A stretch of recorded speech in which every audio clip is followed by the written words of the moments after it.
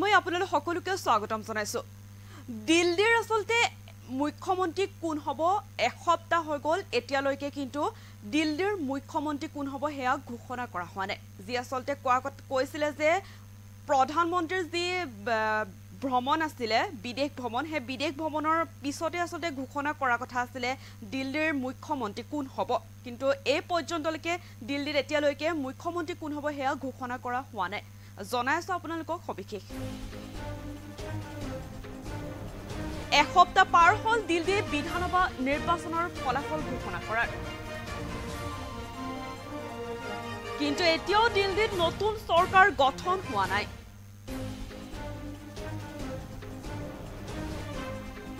দিল্লীৰ পৰৱৰ্তী মুখ্যমন্ত্ৰী কোন হ'ব এতিয়া তাক লৈ প্ৰশ্ন সকলোৰে যে দিল্লীৰ পৰৱৰ্তী মুখ্যমন্ত্ৰী এবাৰ হ'ব কোন। এতিয়ালৈ দিল্লী বিজেপিয়ে আনুষ্ঠানিকভাৱে ঘোষণা কৰা নাই। দিল্লী বিজেপিৰ তথ্য অনুসৰি 19 বা 20 ফেব্ৰুৱাৰীত দিল্লীৰ নতুন মুখ্যমন্ত্ৰীয়ে শপত লোৱাৰ সম্ভাৱনা আছে।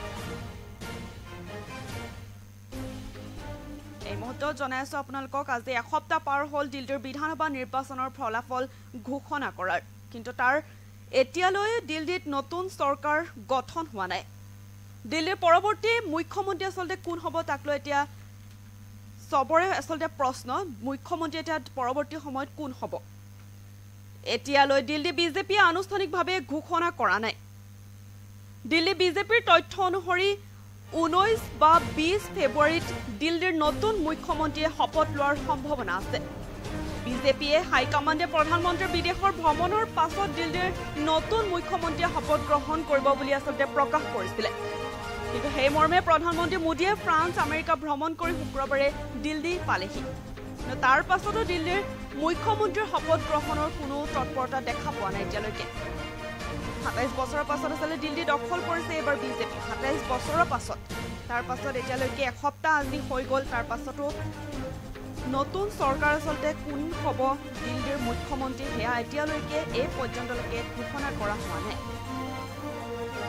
27 বছৰৰ পাছত দিল্লী দখল কৰা বিজেপিয়ে নিশ্চয়ভাৱে শপত গ্ৰহণ অনুষ্ঠানৰ আয়োজন কৰিব, কিন্তু দিল্লী বিজেপিত তেনে তৎপৰতা এতিয়ালৈকে পৰিলক্ষিত হোৱা নাই। এসপ্তাহ পাৰ হ'ল দিল্লীৰ বিধানসভা নিৰ্বাচনৰ ফলাফলৰ ঘোষণা কৰাৰ। দিল্লীৰ পৰৱৰ্তী মুখ্যমন্ত্ৰী কোন হ'ব এই এতিয়া প্ৰশ্ন এতিয়া সকলোৰে। এতিয়ালৈ দিল্লী বিজেপিয়ে আনুষ্ঠানিকভাৱে ঘোষণা কৰা নাই কোন হ'ব। দিল্লী বিজেপিৰ তথ্য অনুসৰি 19 বা 20 ফেব্ৰুৱাৰীত দিল্লীৰ নতুন মুখ্যমন্ত্ৰীয়ে শপত লোৱাৰ সম্ভাৱনা আছে। 19 আৰু 20 ফেব্ৰুৱাৰীত দিল্লীৰ নতুন মুখ্যমন্ত্ৰীয়ে শপত লোৱাৰ সম্ভাৱনা আছে।